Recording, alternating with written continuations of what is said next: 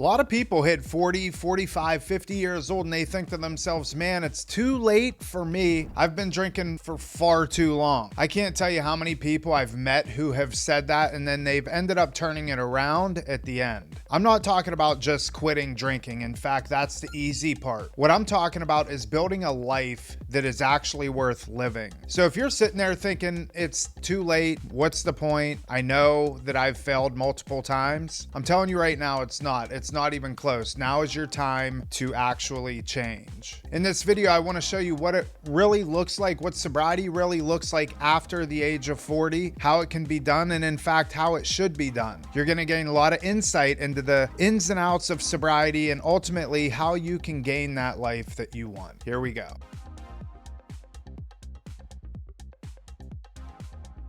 All right, so let's just address the elephant in the room. Chances are you're in your 40s, 50s, 60s, maybe even 70s, and you're contemplating this whole sobriety thing. Well, I can tell you that I've seen many cases where people are walking into treatment for their first time and they're scared out of their minds, only to find themselves walking out later with a completely new understanding on life and actually cherishing the time that they have left on this planet. Being older gives you an advantage. I reference my own situation. I walked into treatment at 26 years old. I'm not going to lie. There was part of me that thought that, well, maybe this was just a phase and maybe I can drink successfully. Now, fortunately for myself, I didn't do that, but they were thoughts that crossed my mind. You being an older person, maybe half of your life is gone. Maybe 3/4 of your life is gone. And, we have maybe 20, 30 years left. What do we want to do with it? That is the big question. So if we can get honest with ourselves and we can actually answer that question, that is a good starting point, because I promise you this, you can get sober. The myth is that I've tried so many times to no avail. I've done it all. Well, I would challenge that and say, no, you haven't, because you're still drinking.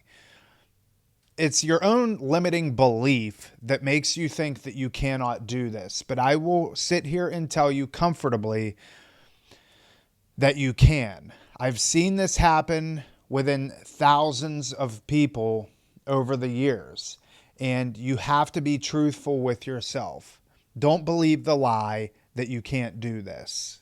Hey, Real Recovery Talk family, based on you watching this podcast, I'm going to go ahead and assume that you have somebody in your life that struggles with addiction and or alcoholism. Now, because of that, you're always frustrated, angry, upset, sad, a lot of emotions, and I get it. I understand. I want to invite you into our free webinar, 5 mistakes that just about every family makes when it comes to addiction.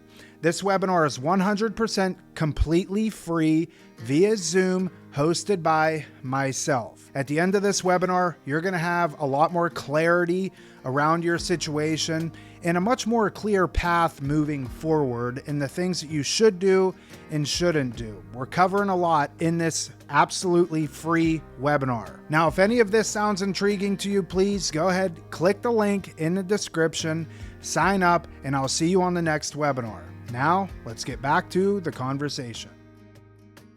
Now, your addiction or your alcoholism may, in fact, look a little bit different since you're older. A lot of times younger guys and girls that enter into the treatment process, their situation, they've barely started their life. But maybe you've had a career for the last 10, 15, 20, 30 years. You haven't been living underneath a bridge. You're what we would call functioning, even though I do not like that terminology.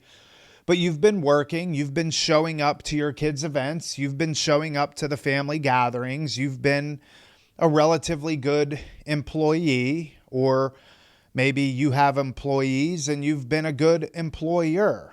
But deep down inside your heart and your soul, something is missing. If you're anything like me, even at 26 years old, I was just flat out tired of letting people down, and I was tired of letting myself down.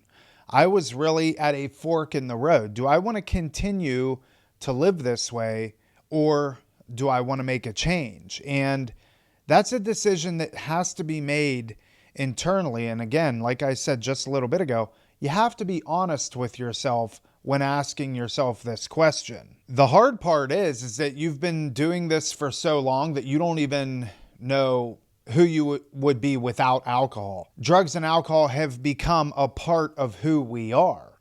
It's our main coping skill. But I've seen people hit that wall at many ages, 40, 45, 50, 60, and finally say, I can't do this anymore. Now, the external part of you, circumstances may prove that you can't do this because you've tried.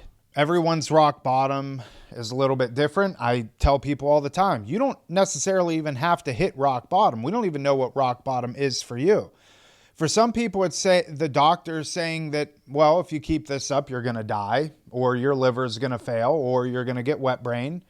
For others, it's just losing the trust in your kids, losing your marriage, losing your spouse. Again, rock bottom is different for everybody, and rock bottom for a 20-year-old is probably going to be different than rock bottom for a 50-year-old. But whatever it is, that's the moment when the pain finally outpaces all of your fears. And I say this all the time. When the pain of staying the same becomes greater than the pain of change, we will change. Now, let's just say you're walking into treatment for the first time and you're 45 years old, you're 50 years old. You're surrounded by a bunch of young people, half your age. That can be pretty humbling. But every single person that I've run into that have gone through this process, they've gone through the treatment process, they've gone through the therapeutic process, they have all come back and said, I wished I would have done this years ago. We tend to look at all of our external circumstances when getting clean and sober, and we focus on all the things on how we are different.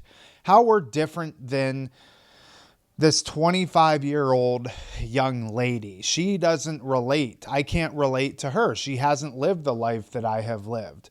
That is part of the problem. We have compartmentalized ourselves. We have separated ourselves from everybody that we are in treatment with. We have utilized drugs and alcohol as a way to get through life. We have utilized drugs and alcohol to deal with grief and loss. We've utilized drugs and alcohol to celebrate. We've utilized it to have fun, to go to the outings and the parties that we otherwise wouldn't want to go to. We've used it for absolutely everything. And that is in fact why we are sitting next to that person that we cannot relate to. Now, the first few weeks of getting sober, obviously that is going to be really tough, especially going through the detox process. Now, I will tell you, this is where I have to say, number one, I'm not a doctor. Do not take anything I say as medical advice.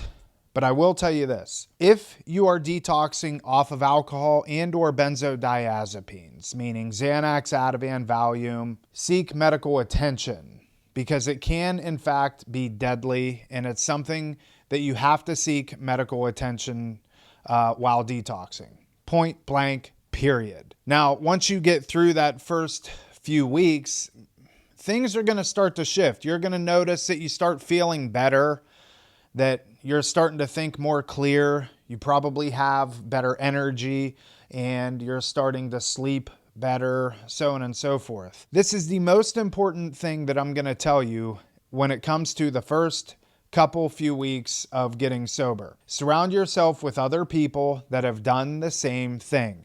Now, I'm not saying surround yourself with people that are in their first few weeks of getting sober. Surround yourself with people that have had months or years of sobriety that can give you the support, that can give you the pats on the back, the attaboys or the attagirls, and let you know you can do this. That's going to be the strongest thing that you have, because emotionally, you're going to be a complete wreck. You're going to want to throw in the towel. You're going to be uncomfortable. That's why you need people around you to tell you and reinforce to you, You can do this. And in fact, you need to do this. And this is why. Now, when you start meeting these people, you're going to notice that these people aren't there to judge you. They're not there to criticize you, that they are there to help you ultimately win. Little by little, you're going to start gaining the confidence that you need in order to stay sober. And this brings me to my second point, time. Every single hour counts, because you could be in a position, again, this negative self-belief, this negative self-talk has told us repeatedly, I can't stay sober. I don't know how to stay sober. So when we can string together hours, days, weeks, and then eventually months and years together of sobriety, it makes it all the much harder to want to throw in the towel down the road. I'll be honest with you, at 6 months sober, I didn't know if I wanted to do this. I was obviously faced with a choice. I could pick up, I could start drinking again, or I can dive deeper into my sobriety and I can surround myself with more men. I can surround myself with wise people when it comes to sobriety. And that's what I chose to do, thankfully, because those men lifted me up when I was ready to throw in the towel. I will tell you that you are going to face that at some point. You are going to want to throw in the towel. But that's what separates the men from the boys. What are we going to do? When we're faced with that situation, are we going to just throw in the towel and reinforce that idea that we've had our whole entire lives that, see, I can't do this? Or are we going to actually put one foot in front of the other, ask for help, and get through this? Again, the choice is going to be yours. So here's when things start to get pretty cool, I think. When people over the age of 40 years old, yes, obviously you quit drinking, but now you're in a position to really start rebuilding your whole entire life. I've seen guys lose 40 pounds, get off blood pressure meds, repair broken relationships, build their businesses back to a place that they never thought that it was going to be better husbands, be better fathers, fill in the blank. You have the whole second half of your life to really start rebuilding the stuff that you potentially lost or did lose. I've seen women that have rediscovered just the joy in their life, the joy that they have had with their children, even if their children are grown now, really be intentional moms, really understand, okay, I have my whole second half of my life, or I have a good chunk of life left. What can I do to enjoy that to the best of my abilities? What relationships can I restore? How can I be of service to other women that have gone through what I have gone through? This is really when the transformation starts to take place. When we are put in a position and we are afforded the opportunity to help other people in our shoes, the shoes that we just had on not long ago, that is when our sobriety really skyrockets. There's something to be said about somebody coming to you and saying, hey, look, I've tried quitting multiple times and I can't. I don't know what to do. I know that you have quit and you've been sober now for X amount of months or years. Can you help me through this process? It's hard to conceptualize and even put into words the amount of joy that brings to myself. When I get the opportunity to work with people and show them how I did it and the things that I did to gain my sobriety, and they actually follow through and do the things that I did, man, it's the most rewarding thing that you'll ever get to experience. If you don't do that, if you don't help other people achieve sobriety because you've achieved it, it's extremely selfish of you. It's extremely self-centered. And as addicts and alcoholics, we thrived off of being selfish and self-centered for many years. So if you have the solution, you have to be willing to share it. If I had the solution to cancer or to diabetes, my daughter is newly diagnosed with diabetes. If I had that solution, you bet that I would be sharing it from the hilltops. I would be telling everybody about it. And when you get to that position and you have that opportunity to do so, you better do it. It's going to be the most rewarding thing that you've ever done for yourself. So if you're watching this and you're over 40 years old, maybe even 50 or 60, and you're wondering if it is too late, if you should even try sobriety, I say this all the time. It's not a difficult process. You can do it. You should do it. And the people that love you the most need you to do it. But it's not hard. Surround yourself with good people. Find purpose in your life. Have almost a mission statement for the rest of your life. What am I going to do? How am I going to impact those around me when I die and I do get buried? What are people going to say about me? Are they going to say that I died a miserable, drunk life? Or are they going to say, boy, he got sober and he helped as many people as he possibly could. He was there for his children. He was there for his grandchildren. She was there for her children. She was there for her grandchildren. Are you going to watch your kids get married? Are you going to show up? Are you going to walk down the aisle? Are you going to be able to do all those things that you are called to do? I can't stress enough the importance, if you are older and you have believed this lie for years and years, that you're hopeless and that what is the point? It's the furthest thing from the truth. Take this as an opportunity to really make a change in your life. Don't wait for the perfect moment. Don't wait for the perfect situation or I'll do this whenever I get this promotion at work, or I'll do this when my wife does that, or I'll do this when my husband does that.